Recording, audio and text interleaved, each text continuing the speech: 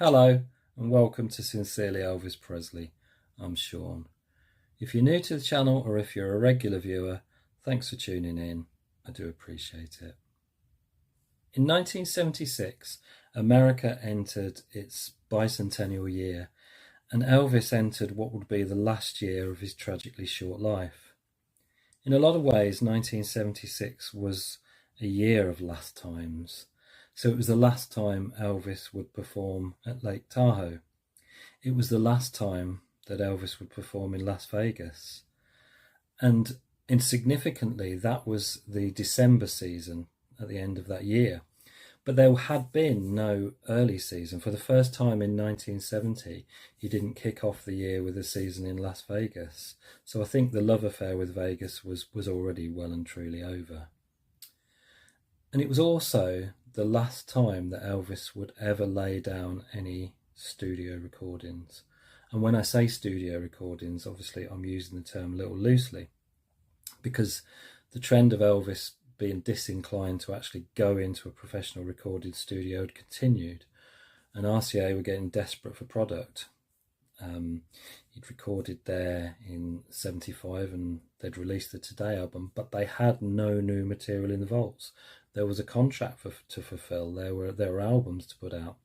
So if Mohammed won't go to the mountain, the mountain will go to Mohammed, and RCA takes its mobile recording studio and sets up at Graceland for Elvis to record in what was then called the Den, but is now known as the Jungle Room.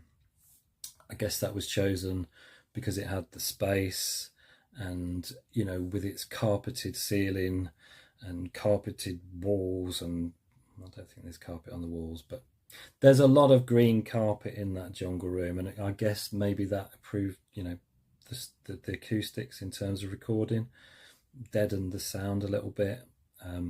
Obviously it was a big challenge to record in the home. You know, the challenge of bleeding from different mics, instruments bleeding through and all sorts was no doubt a huge headache for them. But nevertheless, they set up in Graceland and Elvis recorded in February. What dates? We've got February the 2nd to the 8th. Now, I think the intention was that more would be recorded than actually did get recorded. But, you know, sometimes the musicians would all set up and Elvis would be upstairs in his bedroom and just didn't feel like coming down, so he didn't come down. So, you know, it was quite a sporadic, haphazard you know, set of events. But nevertheless, in February, 12 masters are recorded.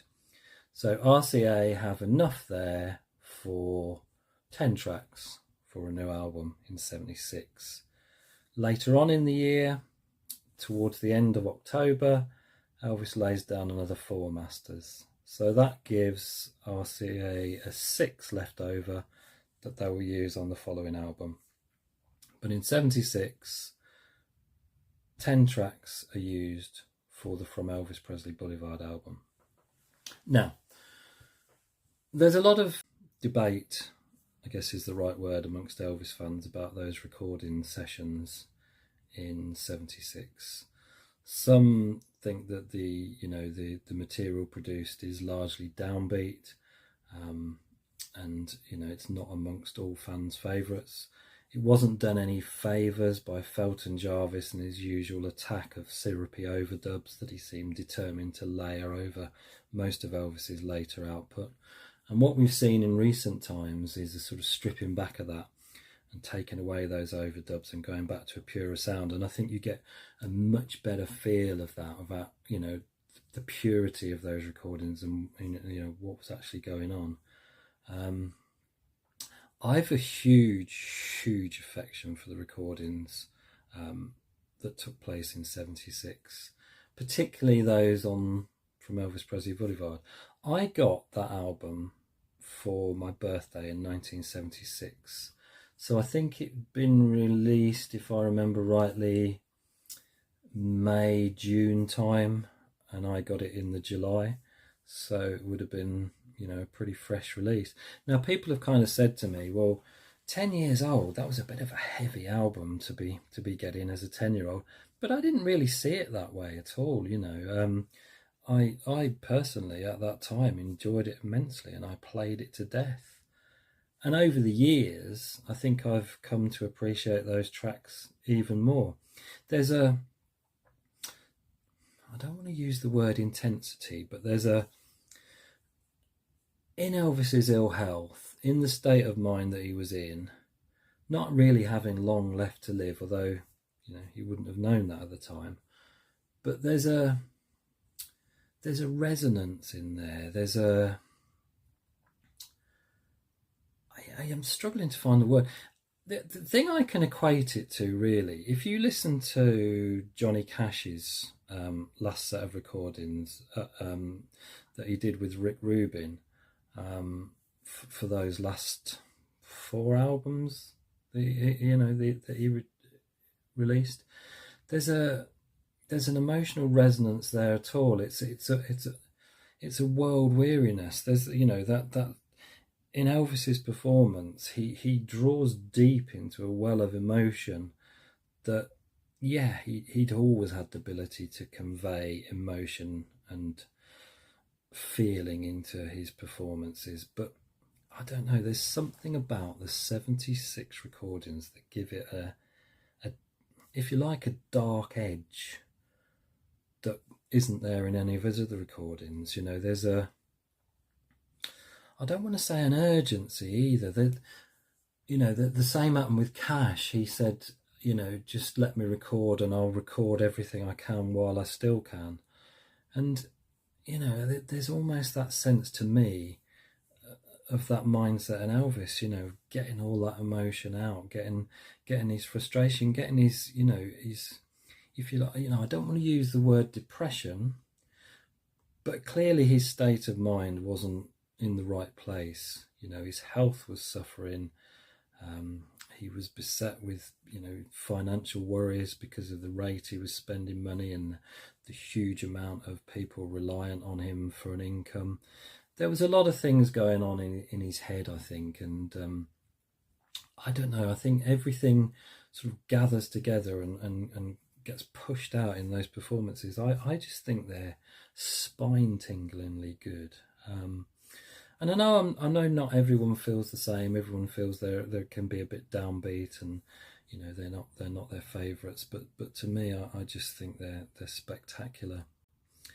Let me know in the comments what you think. Now, what I'll do is I'll look at the vinyl releases that came out in the UK in '76. But in actual fact, when we've looked at previous years, we've kind of had 3, 4, 5 releases per year.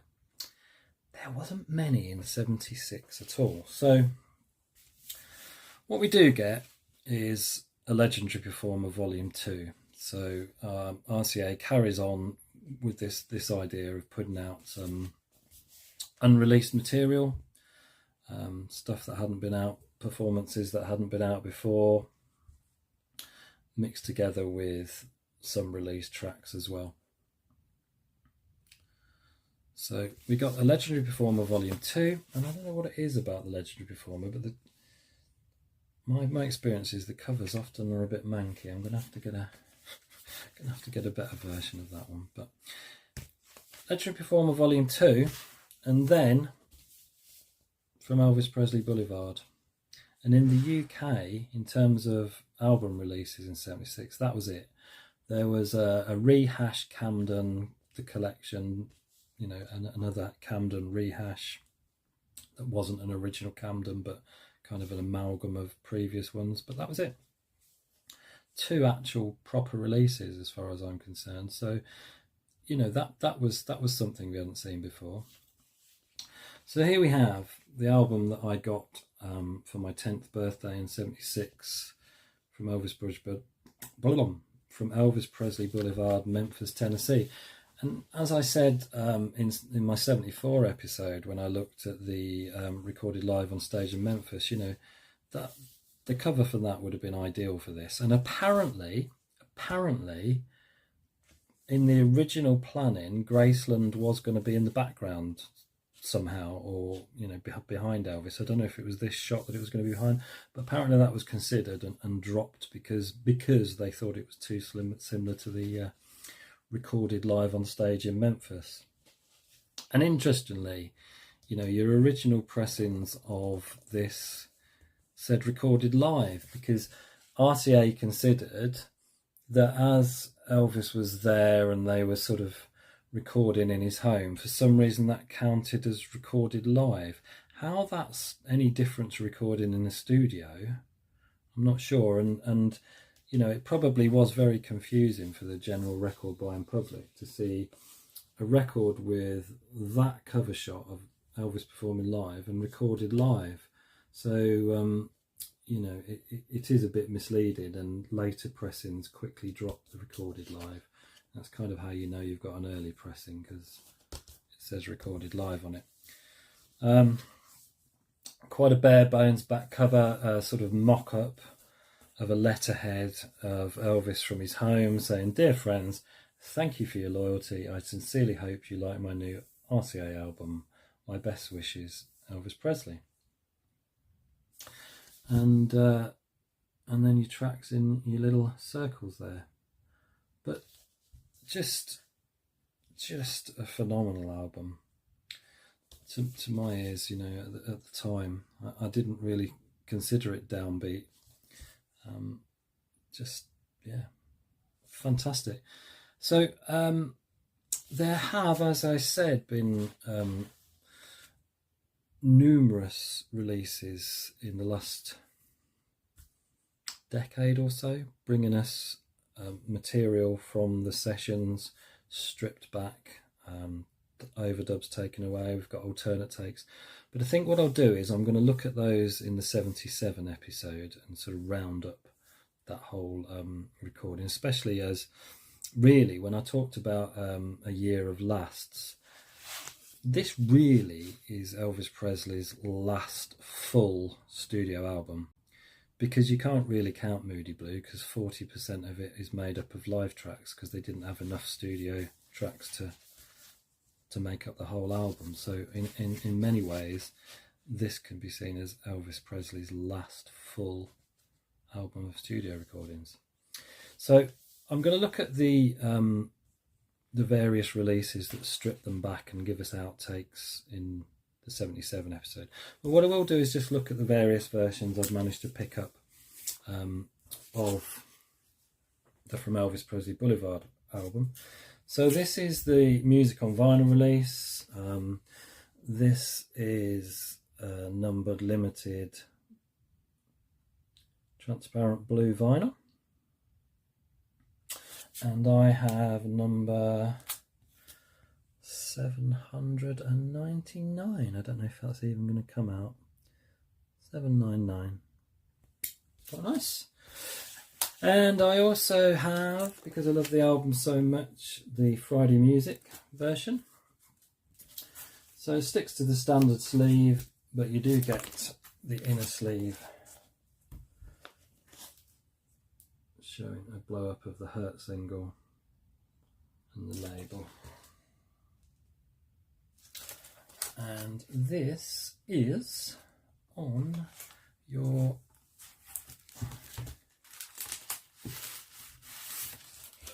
transparent gold vinyl. It's very pretty. And then I also have the FTD Boulevard Blue vinyl release. So this is number 2755 of 3500, with its alternate cover, which is glaring like Billy O there. But yeah, there's your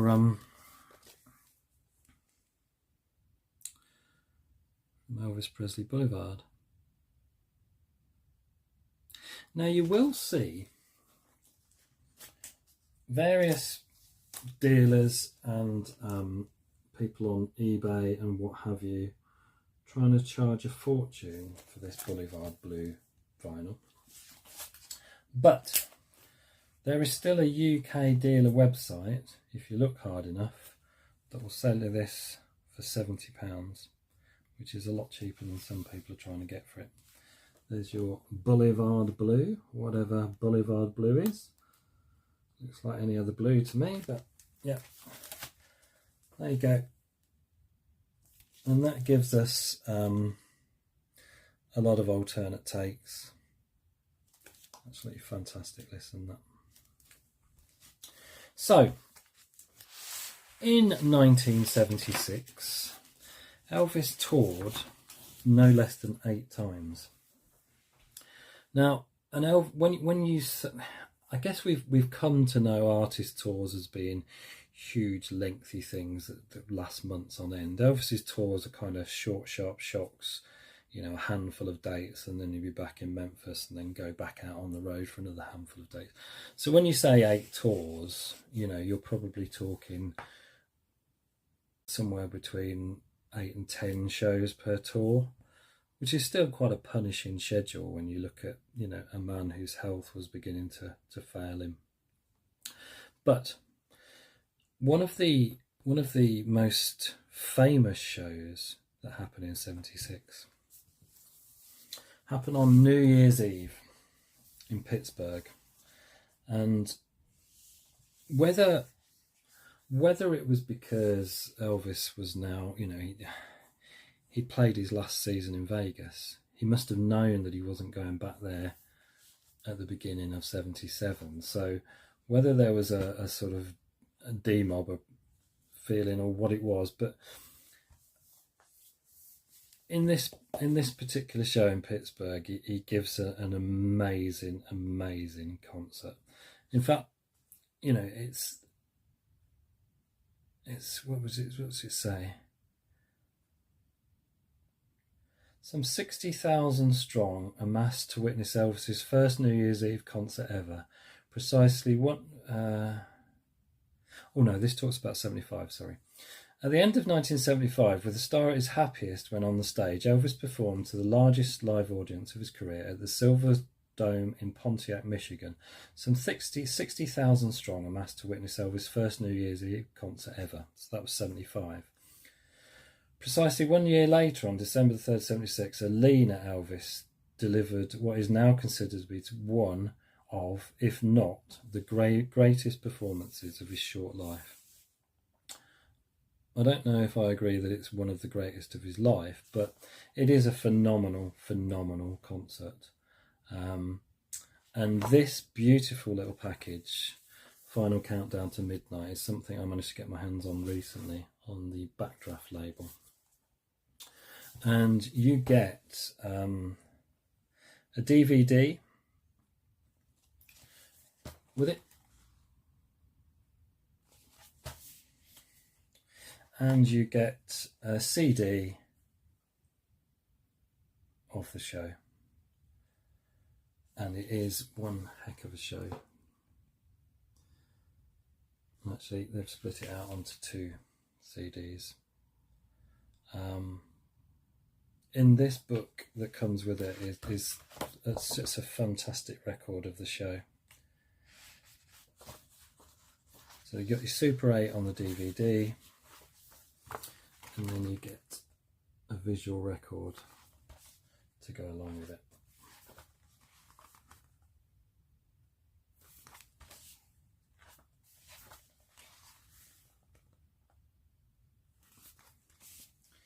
It's a beautiful release. It's quite hard to get hold of this one. It took me a long while to get my hands on it at a decent price for sure.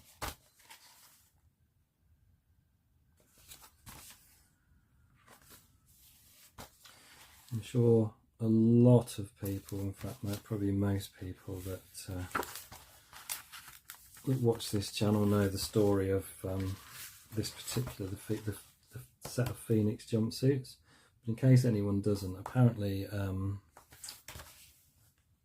it was supposed to be a zebra, and when it was taken to Elvis for approval, he said something like, well, that bird's got funny feet, and he was looking at it upside down, so they decided to go with it and transformed it into this sort of rising phoenix jumpsuit, but it wasn't supposed to be that at all.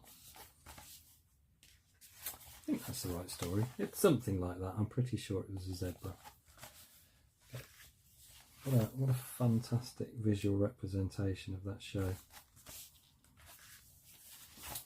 The show's also been released on the FTD label on CD as well, and it was a show that was bootlegged heavily throughout the years. First appeared on vinyl. In fact, that is the vinyl that we're talking about. I did get the opportunity actually to pick that up on vinyl, and there's the FTD release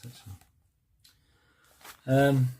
Only last week, but as I'd got this on CD, I didn't go for it.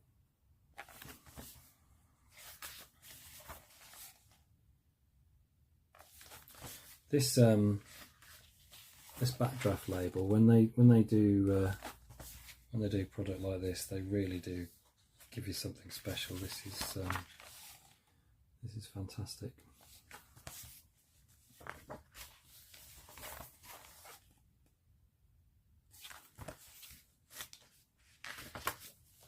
So yeah, there's your final countdown to midnight, documenting that New Year's Eve show in '76. Just wanted to quickly share this one. Now this is a Joe Tunzi book, Elvis, Highway 51 South, Memphis, Tennessee. And what this gives you are the two shows given in '75 and '76 at the Mid-South Coliseum in Memphis. And it's worth it having a quick look at the first shows there, so the '75 show, because I believe that the cover of From Elvis Presley Boulevard that was taken by Ed Bonger was taken here on June the 10th, 1975 at Mid-South Coliseum. You can certainly see Elvis is wearing the same jumpsuit, the Indian feather jumpsuit.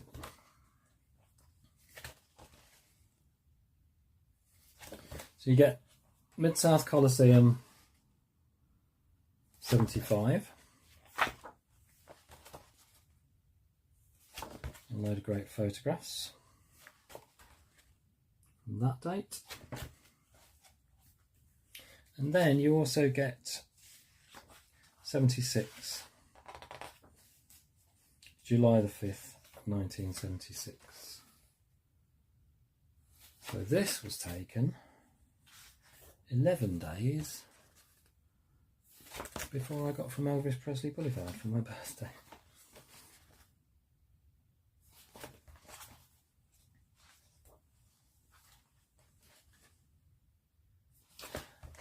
I got to admit, I don't have a tremendous amount in my collection from the last couple of years. I think in general there are probably less books available on that anyway, but you know, I kind of prefer the earlier stuff personally. Not to decry anything about the later years, I just think, you know, it's not the same Elvis that it was, unfortunately. And so, as I said, not much in my collection from this. Is the last book I have that features '76 really. And this is Guaranteed to Blow Your Mind, which features the November 1976 tour. And I know this has been shown on a number of other channels, including the very excellent one by my good friend David Hewlett. And I know that this has probably been shown in quite a lot more detail than I'm going to, so please do check out David's look at it. But yeah, this is the November tour of '76.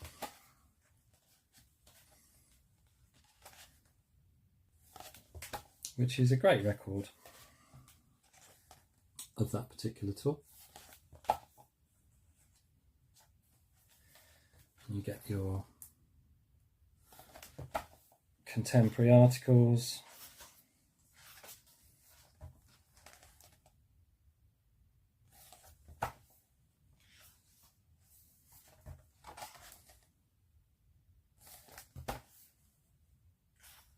I do realise it's very easy to sort of sit back here and the hindsight bit of everything and say, well, you know, personally, I don't think Elvis looked as good and was as good in terms of, you know, I've no doubt, had you been there at the time and you'd gone to see him, it was mind-blowing. That I have no doubt at all. It's just personally, in terms of my collection, whether it be the live shows from that period or, you know, books documenting it, I just don't have many. I just tend to go for the periods that are my favourites, which tend to be, you know, the late 60s, earlier 70s and the 50s as well. But I just don't collect much from this time.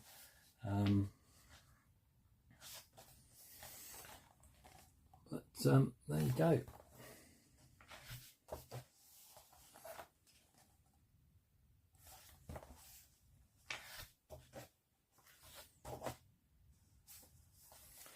So yeah, a nice little document there of the November 76 tour.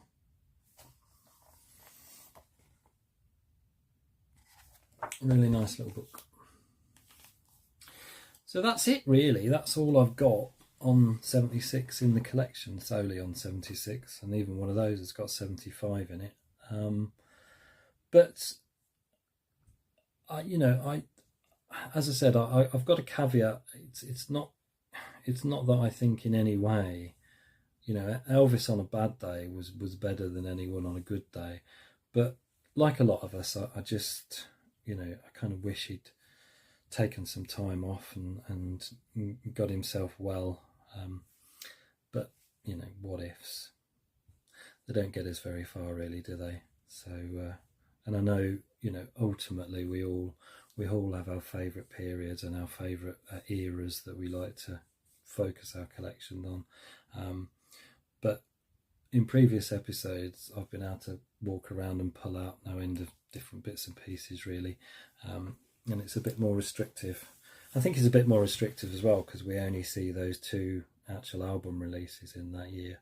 So there's not a tremendous amount to focus on there. But I hope in some way that was enjoyable.